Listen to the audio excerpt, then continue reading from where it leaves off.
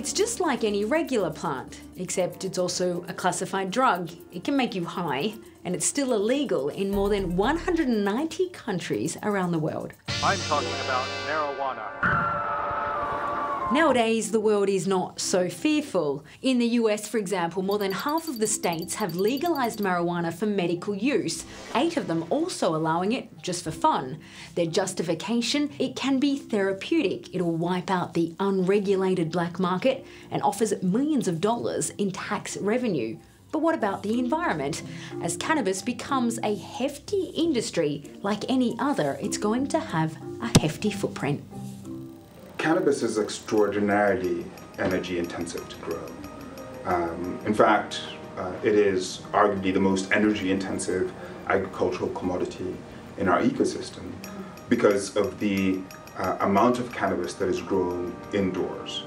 That's because growing cannabis inside requires electricity, a lot of it, to run all the high-intensity bulbs, ventilation, dehumidifiers, heating and cooling needed for the plant to thrive. Research suggests indoor marijuana operations already account for a whopping 1% of total US electricity use. 1%? Let's put it this way, growing just 4 plants indoors requires the equivalent electricity of 29 refrigerators. So perhaps we should take this outside. But therein lies another set of problems. Getting a patch of land ready can mean cutting down forests, diverting rivers and destabilising whole ecosystems. The consequences most evident in the drought-prone state of California, which produces a staggering 60% of all marijuana in the US. Take a look at this area here, known as the Emerald Triangle, because of all the pot that's grown there. Sociologist Anthony Silvaggio uses Google Earth to show the devastating effects wrought by industrial-scale growers, often unregulated. In the images, we can see bare patches on top of the mountains where forest would have been. In 2012, there were 600 industrial-scale grows in Humboldt County. Today, an estimated 4,000 to 8,000.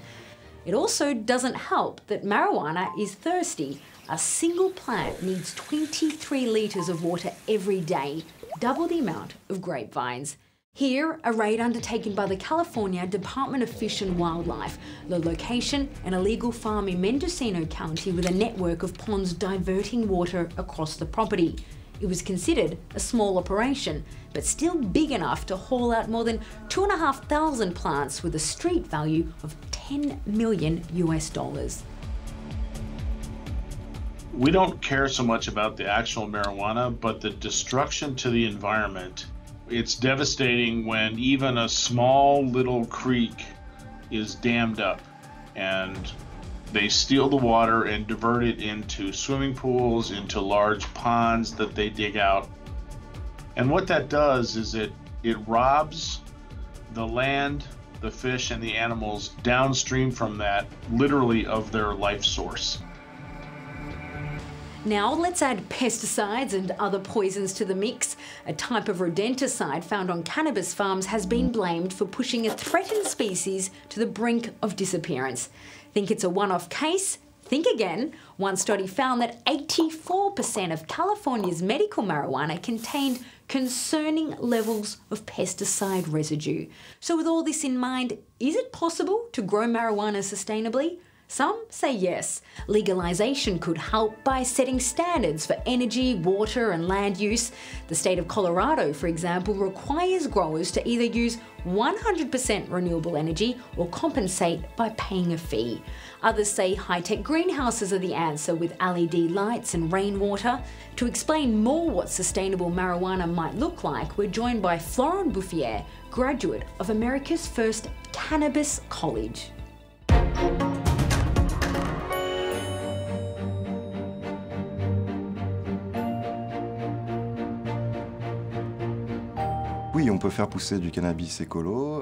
Yes, we can grow environmentally friendly cannabis as long as it's not produced on extremely large surfaces.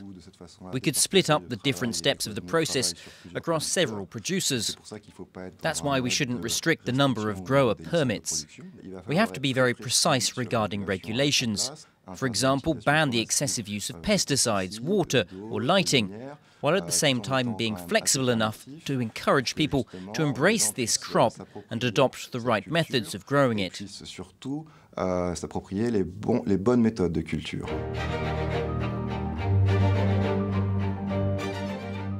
That's what's happening, for example, in Colorado, where the Hispanic community had control over the distribution of marijuana.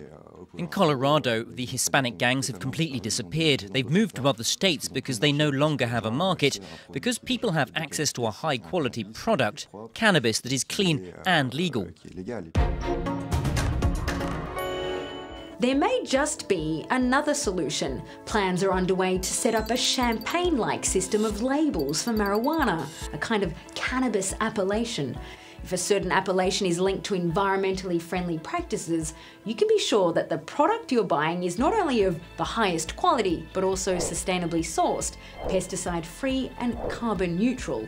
In other words, weed that is truly green.